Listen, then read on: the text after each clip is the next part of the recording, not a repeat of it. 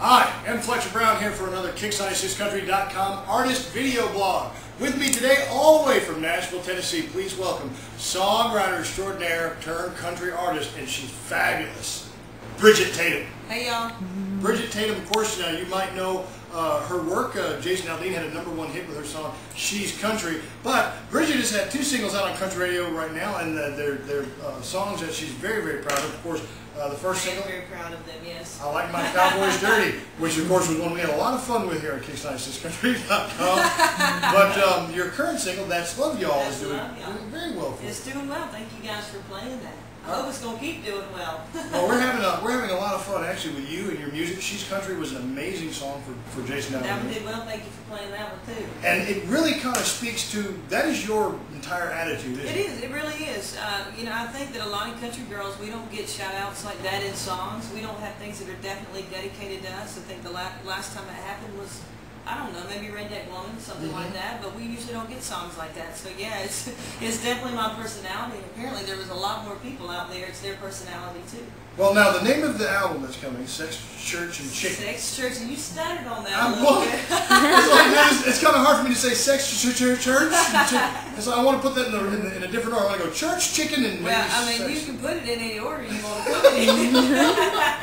But now, okay, coming from South Carolina, yeah. These are things that you say probably like the top 3 things that make up the South Carolina experience? Or? Kind of, it just really describes music, country music in general. I mean, over the years, I think that's kind of what we've experienced with it. But I think country music can be sexy without it having to be dirty or anything like that, I like my Cowboys dirty. A lot of people might shy away from that, but I didn't, because I think there's a lot of women out there that like hard-working men. So there's some sexy things on there. My background started in gospel music.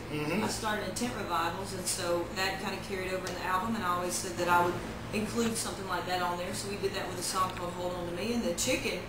Well, I just say if you're from the country, you've had fried chicken. I mean, chicken, it goes without saying. You don't have to explain chicken ever. So I was going through an interview like this, and they asked me to describe my music, and I went through this long, drawn-out process. And finally, Carolyn, she's in the room. Don't forget her own thing; she won't like that. But she said, "You guys sum up like 3 words," and I said, "Well, this music is sex, church, and chicken." So I really like that. I mean, it makes a great bumper sticker. Yeah, 2 out of 3 ain't bad. You choose the 2. In your own order. So I'm curious then, with an attitude like that, which of course is a great attitude. I think it's a real country attitude. Like you said, country has always been kind of sexy with songs like, "Lay You Down," "Love to Lay You Down." Oh yeah. "Let's Chase Each Other Around the Room Tonight." Yeah. Harkening back to, you said you came out of tent revivals and gospel music. Who were your country icons growing up? My favorite of all time will forever be Garth. I mean, I really got involved in songwriting more for country music when I heard "If Tomorrow Never Comes." So forever, that will be my favorite. But I love the Johnny Cashes. I love the Jerry Reeds. I love that Loretta Lynn. She's just, no bars, man. She just went forward, and Dolly Parton, and attitudes like that, and music like that build foundations for us. I love that as well. But as far as female country artists right now, Trisha Yearwood. I just love her voice. And it's not because she's attached to Garth, it's just because I think that woman can just sing. And she absolutely can. Yeah. Well, so then, the question I usually have when I meet talented songwriters who are also artists, which came first for you, the desire to be an artist or a songwriter, or did one just kind of was born out of the other? It all came for me just at one time. I mean, I started singing when I was 6. My first song was "Jesus Loves Me," and the emotion in songs is what drew me to be able to write songs. And I think it's a gift, and I don't think that everybody can necessarily sit down and write a song, but you kind of got to be a fan of whatever music you're writing for. So being a country fan and having my roots in gospel music kind of helped shape me vocally, but being a country fan kind of helped shape me as far as being a writer. So I wanted to do it all. I actually wanted to do too much. How many songs on your album, are they all written by you? Or? They are either all written or co-written by me, except for a couple of them on there. I Like My Cowboys Dirty.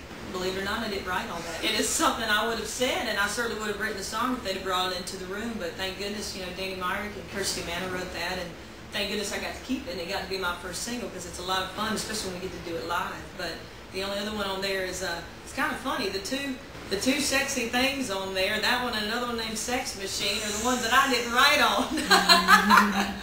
But yeah, there's just a couple on there that I didn't have a hand in writing or, co-writing on. So All the other stuff, we either co-wrote it or I wrote it by myself. All right, okay, well, let's talk about the single. That's Love Y'all. You're going to play that for us here in just a second.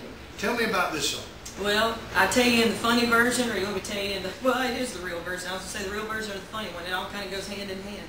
I got engaged, and that's really, have you ever engaged with somebody? I don't even know what y'all call it on y'all's side. You got a fiance then, I guess. Yeah. We were talking to somebody. Yes, the feeling of that is very euphoric, and it's kind of like, this is fun. We get to plan a wedding, and we get to have a life together and all of these things, and so that feeling, that song came from that feeling, and it was just simple to say, that's love, y'all, because that's kind of the piece that drives you together. And then I got married and thought, this is not cool. This part right here was not, this was not the way I thought this was going to go down. And this then wasn't in the brochure. Yeah, this was not in the manual, and then ended up getting divorced, but I always say I got to keep the song and I got to keep the ring, so not too bad. You know, that's one song. There's always those songs that we play at Kicks 96 that when they're over, the phone will always ring and someone will say, who was that? And that's Love Y'all's one. I actually got a call yesterday. Oh, wow. I played the song and a guy called and said, who was that singing that last song? And I said, that's Bridgette Tatum. She'll be here this week. The child was here at Kicks 96. So I'm going to get out of the way and let you play the song. Yeah, I would love to play the song for you, and that's awesome that they're calling in for it. I do think it's a special song, and I'm glad that it got to be the second single. So that's Love, y'all.